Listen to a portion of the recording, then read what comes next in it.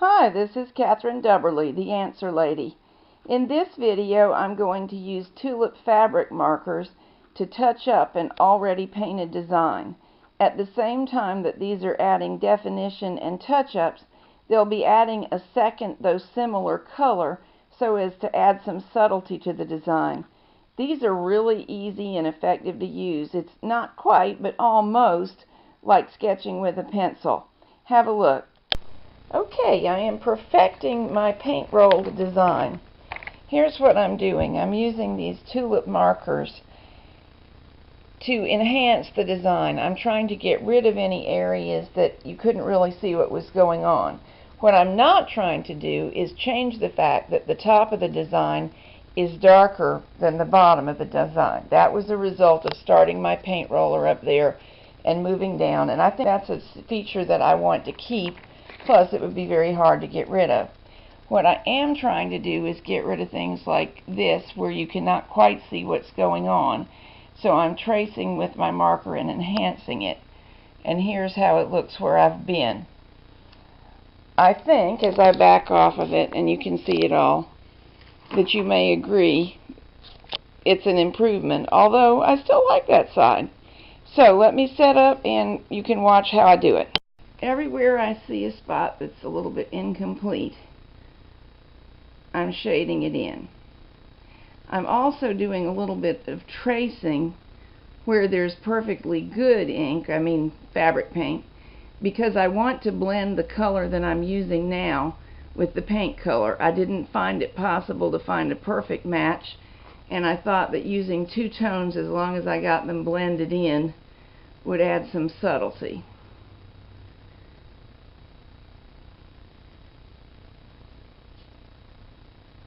Sometimes I'm going over the same area 2 or 3 times. I also have 2 other colors of green that I can come back with if I feel that it needs additional shadings. But I think you can make yourself crazy by going too far, and when your nose is in the middle of it, every project looks like a disaster. It's not till you back off and get some perspective that you realize how tiny the flaws that were driving you nuts really are. So I urge you not to get nutty. I hope you can see how the design is becoming clearer as I work. I should tell you about using these markers. Couple of things. Like the jacquard fabric paint, they require heat setting. Both packages said something like iron them from the back after they were dry, or iron them with a cloth protecting the painted area after dry. So that's pretty similar. They should be compatible. The paint is dry, and the tulip markers won't take very long to dry. So it won't be long before I can get on with it. Also, I'm going to flip this around hoping you can see it. Periodically this tip gets fuzz on it and I have to pull it off. Don't really know what the fuzz is because I don't see the tip deteriorating, and my fabric doesn't seem all that fuzzy to me. But nonetheless, there it is, and it works a lot more controllably if I get it off. So I'm going to keep working until this whole front has been enhanced, and then I can put a pressing cloth on it, heat set it, let it rest a little bit, and wash it. And then I can wear it. This design will be in Country Knitting of Maine News and Views, assuming that Linda accepts it. She's the publisher and it's up to her. And eventually it will be part of a book. Oh, here's a note. This was plenty dark. I'm only darkening around it so that the blob characteristic of the paint disappears into a little bit of a darker background.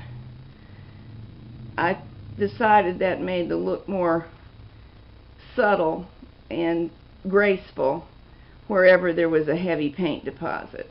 the Tulip Markers, and I think the Sharpies and the other fabric markers I have used, I've only used maybe 3 brands ever in total, and I don't remember the third. They don't put as much color on at any one time as a rubber stamp or a paint roller or a stencil with spray paint does, which is fine. All of those things are good in their way, but where you need control, the markers provide that. What they don't provide is deep saturation. You do have to work a little bit at making contact. I don't know if you can tell from the way I'm handling the marker.